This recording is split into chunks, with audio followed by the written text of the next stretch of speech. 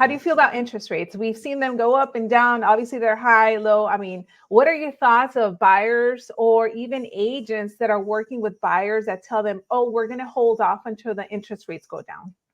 So it doesn't really, in a sense, matter. I actually, again, started in the business since I was 1999. And we were, I was sitting there telling people, hey, believe it or not, we actually are now single digits.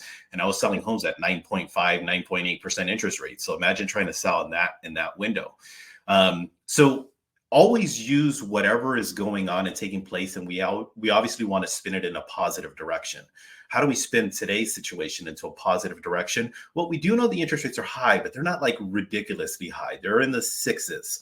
I mean, a couple of months ago, we were, in the eights. So what we want to do is we always spin it in a direction of, Loida, look, here's the advantage of actually doing this now, because there are whispers of these interest rates could be going up or it could be going down.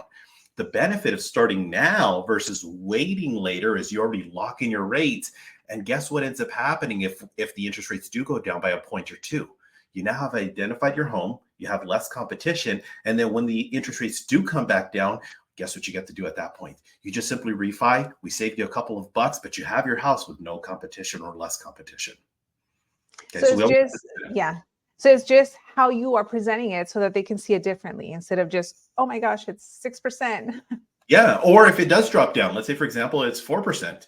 It does go back down to 4% in 3 or 4 months from now. Hey, you got to take advantages, because you saw what ended up happening 6 months ago. And 6 months ago it was 8%. And now we're at 4%. Well, you got to take advantage of this now before the interest rates continue, to fluctuate.